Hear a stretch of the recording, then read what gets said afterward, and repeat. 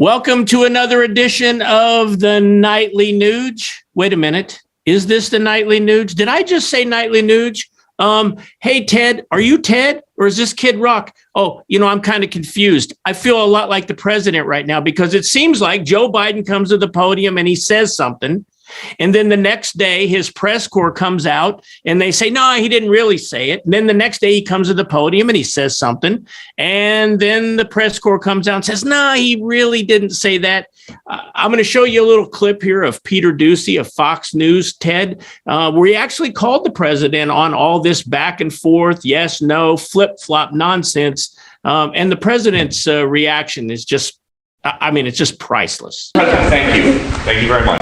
I know you're going to ask a really nice question. Well, it's an important question, I think. Are you worried that other leaders in the world are going to start to doubt that America is back if some of these big things that you say on the world stage keep getting walked back?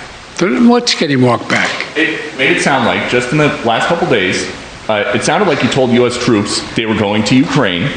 It sounded like you said it was possible the U.S. would use a chemical weapon, and it sounded like you were calling for regime change in Russia, and we know... None of the three occurred. None of the three occurred? None of the three. Mr. President? You interpret the language that way. Do you believe what you said, that Putin can't remain in power? Or do you now regret saying that because your government has been trying to walk that back? Did your words complicate matters? Well, you asked three different questions. I'll answer them all. Number one, I'm not walking anything back. The fact of the matter is I was expressing the moral outrage I felt toward the way Putin is dealing and the actions of this man. Just brutality of it. Half the children in Ukraine. I had just come from being with those families. But I want to make it clear. I wasn't then, nor am I now, articulating a policy change. I was expressing the moral outrage that I feel, and I make no apologies for it. Personal feelings? My personal feelings. Secondly, you asked me about, what was the second part? Complicate the diplomacy of this moment.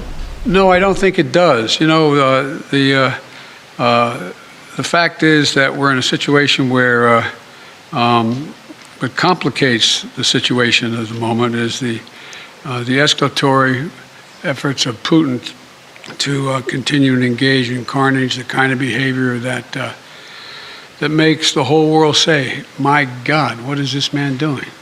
That's what complicates things a great deal, but I don't think it complicates it at all. Mr. President, I still want to get back to your original words that he cannot remain in power. Can you help us understand, you have more foreign policy experience than any president who has ever held this office.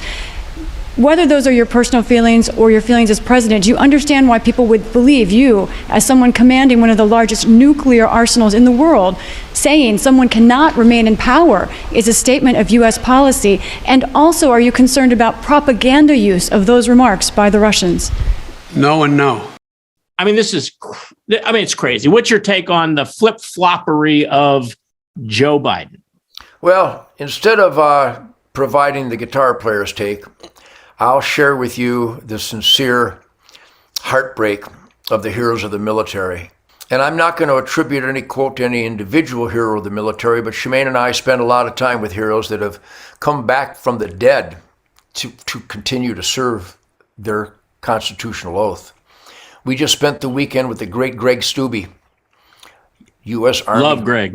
Hero, an absolute hero, and John Wayne Walding.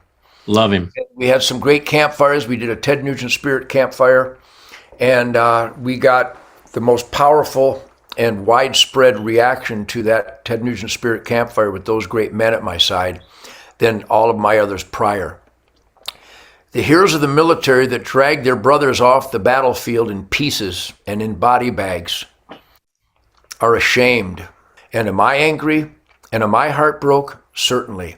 But my anger and heartbreak pales in comparison to the heroes who have dedicated their lives to their sacred oath to the U.S. Constitution while they watch this guy who's supposed to be the commander-in-chief. Keith, this is like putting John Wayne Gacy in charge of the preschoolers. This is like putting Jeffrey Dahmer in charge of the Boy Scouts. This is a bad, bad time for America, and Joe Biden embarrasses us on the global stage every minute of every day. Well, if you guys come back tomorrow, we'll have another edition of the Nightly News. It'll be Friday's Free for All tomorrow evening. Come back and join us.